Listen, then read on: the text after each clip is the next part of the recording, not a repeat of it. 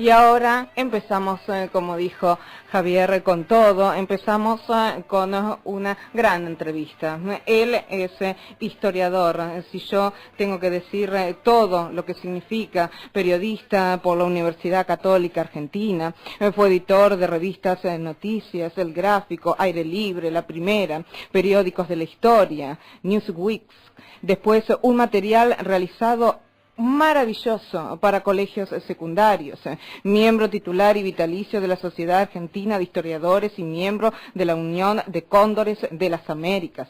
Entre 1989 y 1993 presidió la Fundación Cristóbal Colón, fue jefe de prensa de las Secretarías de Industria, Comercio y Pymes y de Agricultura, Ganadería, Pesca y Alimentos de la Nación. En televisión fue productor de Perdona Nuestros Pecados, Televisio y Móvil 13. Publicó libros como Espadas y Corazones, 2004, Oro y Espadas, 2006, Historias Inesperadas de la Historia Argentina, 2009, Historias de Corceles y de Acero, de 1810 a 1824 en el 2010, Biografía no autorizada de 1910 en el 2010, Historia de las Palabras, 2011, y en el 2012 reeditó Romances Turbulentos de la Historia Argentina e Historias Insólitas de la Historia Argentina. Un verdadero número uno, que ahora está lanzando por Editorial Sudamericana Historias de Letras, Palabras y Frases.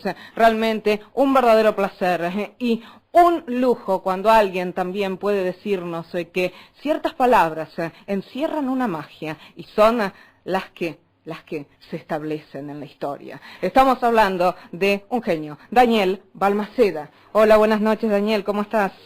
Hola Alejandra, bueno, muchísimas gracias por la presentación. Buenas noches. No, te mereces esto y mucho más. Daniel, primero te quiero preguntar de qué trata y en qué consta Historias de Letras, Palabras y Frases. Son las historias, más allá de las etimologías, las historias que encierran determinadas palabras, sobre todo, o frases, que vale la pena rescatar. Es decir, a veces uno se encuentra con historias de palabras o con etimologías de palabras que no son muy entretenidas. Es verdad. Pero en algunos casos descubrimos que hay una historia interesante detrás y entonces hacia esas apuntamos para poder darle un poco de amenidad al conocimiento de nuestro vocabulario, de las palabras que utilizamos todo el día, a la gran herramienta que tenemos para comunicarnos. Daniel, vos sabés que yo estuve leyendo y hay algunas que realmente decimos diariamente. Por ejemplo, la expresión que yo lo utilizo mucho y en el interior es muy usada, perdido como turco en la neblina. ¿De dónde viene, Daniel? Es fantástica esa, porque en realidad no se conoce en Europa, menos en Turquía, pero la frase original era del norte del país y era perdido como tuco en la neblina. Tuco le decían, es en el idioma quechua, en el norte le dicen a la luciérnaga. Claro. Entonces ellos decían perdido como el tuco, como la luciérnaga en la neblina, y cuando la frase fue bajando no tenía sentido, fue bajando al sur, ya por Córdoba, no tenía sentido. Entonces cuando la veían escrita, solían corregirla porque no tenía sentido, ¿cómo va a perderse un tuco? Entonces se cambió por perdido como turco en la neblina, y no solo eso, sino que se empezaron a dar explicaciones del tipo de que en Turquía no hay neblina y por eso los turcos se pierden, una cosa que no tiene ningún sentido, como no va a haber neblina en Turquía. Claro, es bien la etimología y ahí está el sentido de las palabras. O sea, también hay otro que utilizo permanentemente y creo que nuestros oyentes también. Por ejemplo, no hay tu tía. Sí. No hay tu tía, uno no lo dice. Tía.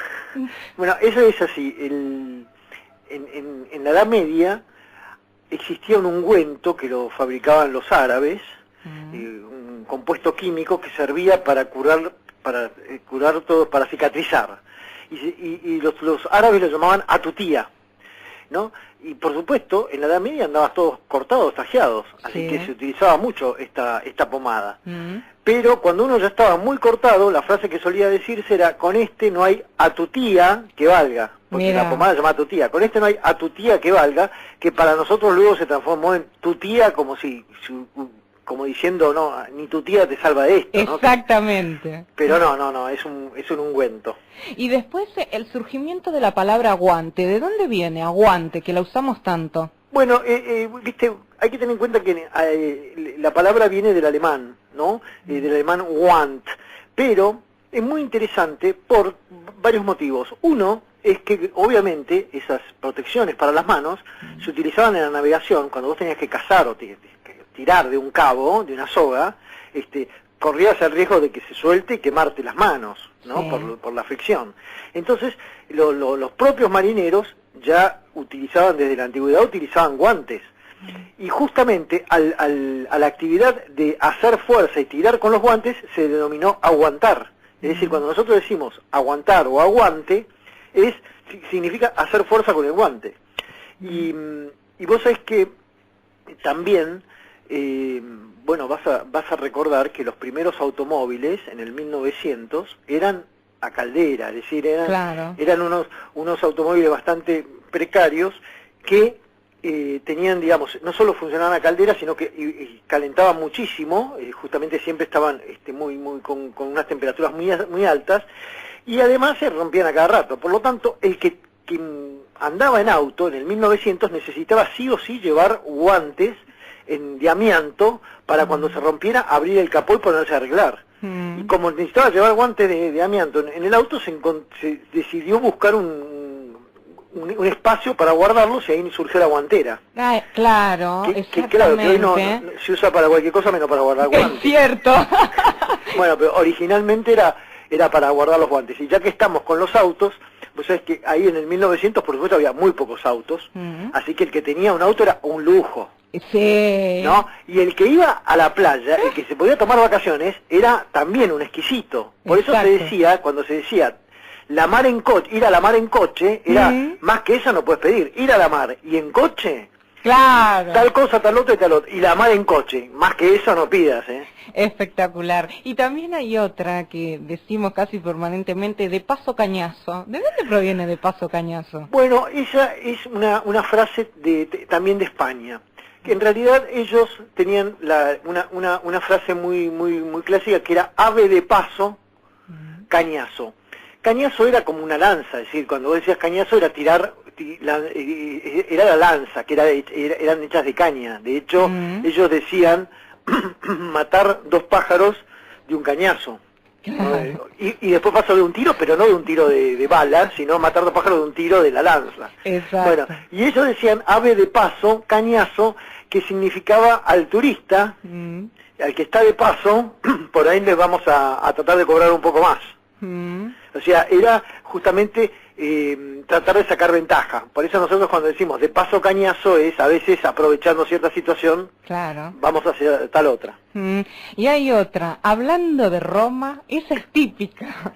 Bueno, sí, claro, pero vos sabés que esa es curiosa porque ellos, en realidad la frase surgió en inglés, la voy a decir en inglés rápidamente, era speak of the devil and he doth appear, que significaba mencionen al diablo y les va a aparecer. Esto se le decía a los campesinos para asustarlos, para decirles no pequen, no anden mencionándolo al diablo e invocándolo porque les va a aparecer.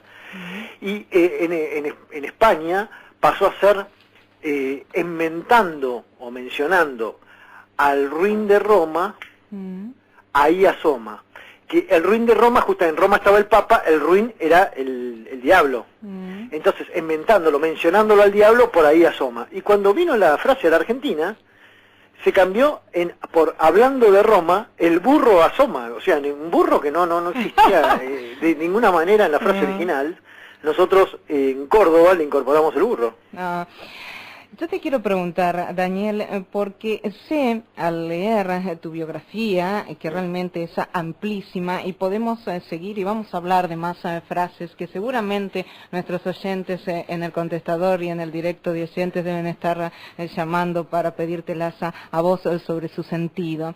Pero sé que desde muy chico vos tuviste este interés por la palabra y en una de las declaraciones tuyas dijiste, siempre me daba curiosidad tratar de entender por qué una palabra o un concepto definía una cosa. ¿Cuándo vos empezaste, Daniel? Contanos un poquito también tu historia de vida. Bueno, era de las curiosidades clásicas, porque uno se encontraba, o nos puede pasar en cualquier edad, ¿no? Pero yo me encontraba de chico con palabras y no entendía por qué determinada palabra era se refería a una cosa, o a veces a dos, ¿no? Estas, por ejemplo, podemos dar el caso de Guantera, ¿no? Decís, ¿por qué? ¿Por qué que se decidió que este espacio se llamara Guantera?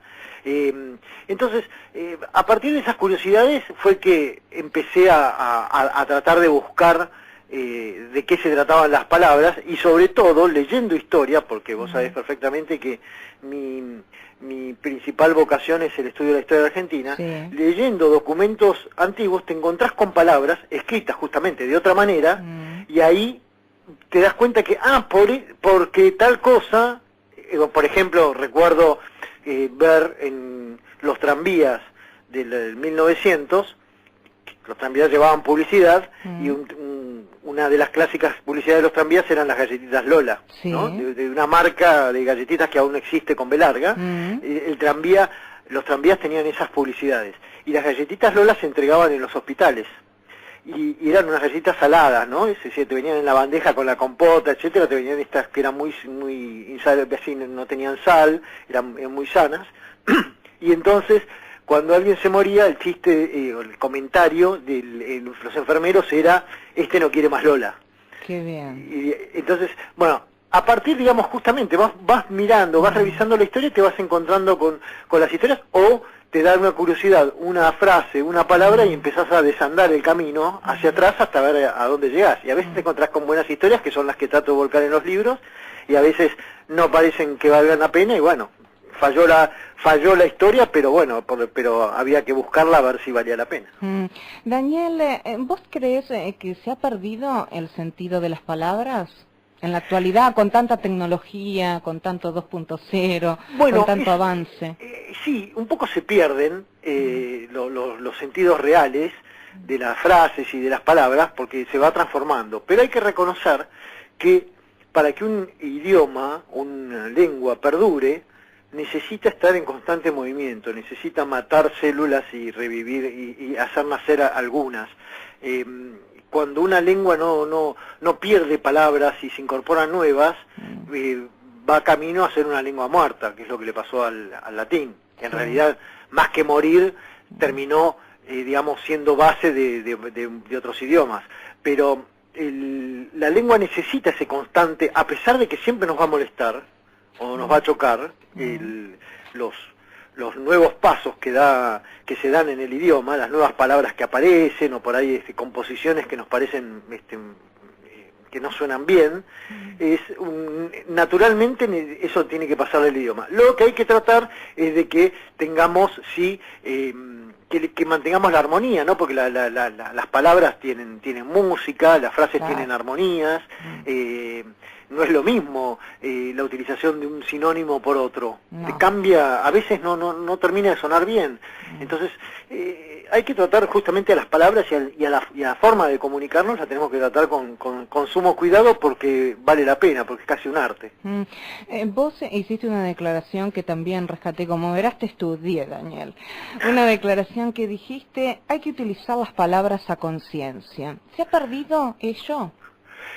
Bueno, el tema es que si vos no estás entendiendo el sentido de una palabra, es muy probable que lo utilices, que termines utilizando esos términos de una manera equívoca, y no termine lográndose la identidad de lo que estás informando. Es decir, puede ser que los demás te entiendan, pero no estás llegando al fondo de lo que querés transmitir si no estás utilizando los términos adecuados. Y eso no significa ponernos a hablar en difícil, para nada. No. Es simplemente tener conciencia de que en este momento estamos conversando y que surgen palabras, y que nos debería interesar saber qué es lo que estamos diciéndonos, ¿no? ¿Por qué nos estamos hablando? ¿Por qué hablamos de esa manera? ¿Por qué nos decimos de tales cosas? ¿Por qué hay ciertas palabras que resultan más ofensivas que otras? Si realmente son tan ofensivas como pensamos o no, o por ahí tenemos palabras que parecen sanas y no lo son. Entonces, si tomamos un poco más de conciencia, lo único que vamos a lograr es mejorar mucho nuestra capacidad, nuestro conocimiento del vocabulario. Y si manejamos mejor nuestro vocabulario, vamos a tener muchas mejores posibilidades de comunicarnos, no solo de transmitir lo que queremos decir, sino que nos entiendan lo que queremos decir. Vamos a estar mucho más cerca de lograr una perfección en la comunicación, que vos lo tenés muy claro eso, que las fallas que hay a veces en la comunicación, en una familia, en un grupo de trabajo, en una sociedad, generan serios inconvenientes. Sí, lógicamente, distorsiones pero muy importantes y a veces muy severas, más cuando se hablan de vínculos tan importantes como la familia. Exacto. Depende, y hay que decirlo bien en ese sentido de la palabra. Daniela, en un momento vos dijiste y te quería preguntar, ¿por qué que trasciende una palabra es casi un hecho fortuito? ¿Por qué consideras eso? Porque ¿cómo podés hacer, es decir, vos te manejás con un vocabulario, pero en ningún momento estás pensando que si se creó una palabra tenés que hacerla traspasar el tiempo y que trascienda a tu época. Entonces, las palabras por ahí crecen de una manera fortuita, es decir, por ejemplo, a ver, vamos a algún ejemplo rápido. Fíjate el asta de la bandera. El asta de la bandera en realidad eran lanzas, las astas. Eran lanzas y se les llamaba astas. Ahora, un asta pequeña, cuando vos tenías un asta, un pedacito de madera que tenía la forma de un asta, era tan pequeña, se llamaba astilla. Y cuando vos ibas a lugares donde se construían barcos, estaba lleno de astillas por el piso, por eso se llamaba astillero. Mira, ¿no? Y cuando vos ibas a un remate, siempre se colocaban los objetos que se iban a rematar, se ponía un asta y se ponía una bandera, ¿no? Y todos los objetos que estaban debajo de la bandera eran los que se remataban, los objetos sub-asta, los que están debajo del asta. Entonces, vos fíjate cómo de la palabra asta surgieron todas ellas. Tal vez alguna de la familia del asta no nos llegó. ¿Entendés? Que quedó en el camino, no avanzó de la manera fortuita que lo hicieron las demás. Y por eso digo que algunas palabras sobreviven, vaya a saber uno por qué, o algunas de las frases. Fíjate cuando Carlitos Balá. Ay, pero transmisión de pensamiento. Vos sabés que te iba a preguntar justo esa frase, que se le ha atribuido a Carlitos Balá, ¿qué gusto tiene la sal? Y te iba a preguntar justamente sobre ello, Daniel. Bueno, lo que hizo ahí Carlitos, él estaba en la playa, un chico de 8 años se acercaba a la costa y Carlitos, claro, lo reconoció a Carlitos y ese chico estaba muy emocionado, ¿no? Y nervioso. Entonces le dijo Carlitos, para hacerse amigo del chico, le dice: hola, ¿cómo estás? Qué linda que está la playa, ¿no? Qué lindo que está el mar. Qué gusto tendrá el mar. Y el chico ni le contestaba, miraba para otro lado. Entonces Carlitos hizo el que probaba el mar y dijo: ah, pero este mar tiene gusto a agua salada.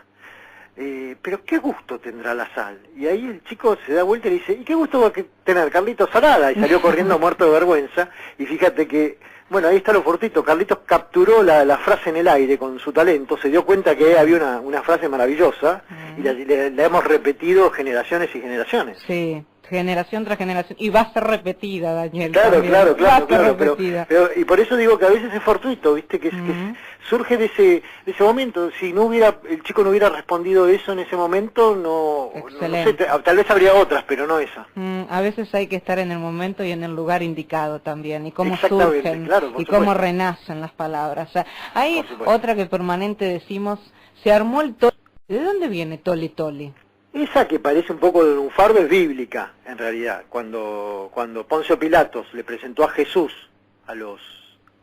preguntándole qué hacer con él, un grupo muy enardecido comenzó a gritar: sácalo, sácalo, crucifíquenlo, ¿no? Y entonces, bueno, eso era en idiomas arameos, pero cuando los evangelios se pasaron al latín, el famoso sácalo, sácalo, crucifíquenlo, se convirtió en tole, tole, crucifíqueneum. Y entonces por eso decimos tole tole, en realidad es un montón de gente gritando enardecida. Eso Exacto. es cuando se arma un tole tole.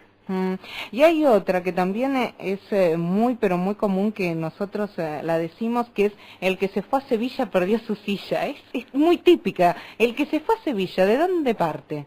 Bueno, en realidad ahí es la historia de un tío y un sobrino, ¿no? Un arzobispo que era el arzobispo de Sevilla, justamente, Alonso de Fonseca, y su sobrino que se llamaba Alonso de Fonseca también. La cuestión es que mientras el arzobispo tenía el arzobispado de Sevilla, quería colocar al sobrino en algún otro lugar de poder eclesiástico, y entonces en un momento partió a otra ciudad y le consiguió, en realidad a Galicia, y le consiguió un arzobispado. Pero el chico estaba tan entusiasmado por haberse quedado en reemplazo de su tío, que no se quería ir de Sevilla. Por lo tanto, una gran discusión, una participación del Papa y del Rey para sacar al sobrino del lugar que le había usurpado al tío. Y como era justamente la silla que se discutía, era la de Sevilla, en realidad la frase original era: el que se fue de Sevilla perdió su silla. Ay, mira, Daniel, realmente hay cantidad de frases, hay cantidad de palabras. A mí me resulta atrapante hablar contigo. Vamos a decirles a todos nuestros oyentes que tengan este libro tan maravilloso y estupendo de Editorial Sudamericana, Historias de letras, palabras y frases, porque estaríamos hasta las 0:30 que termina nuestro programa hablando contigo, Daniel. Algunos de los mensajes para vos, Daniel, porque han llegado cantidad. Graciela Paz, qué lindo inicio de programa, los felicito a Balmaceda. Susi Romero, súper interesante lo que cuenta Balmaceda, tengo varios de sus libros. Walter Martínez, gracias por tan buena compañía todos los sábados. Paola Surco, besos a todos, los felicito por el programa. Pablo Zócalo, un saludo desde Entre Ríos, Gualeguaychú. Lucía Castro, un beso a Daniel, me gustó mucho el libro Historias insólitas de la historia argentina. Y hay cantidad de mensajes más para vos, Daniel. La última pregunta que quisiera hacerte, y ya no referido quizás a las frases, a las palabras, o sí, porque tiene que ver con ello. Sí. Más allá del libro, de todos tus libros, y de ser un maravilloso historiador, Historias de letras, palabras y frases, que es este último libro, ¿qué título le pondrías al libro, pero de tu vida, que sea Daniel Balmaceda? ¿Qué título le colocarías? ¿O qué frase te identifica?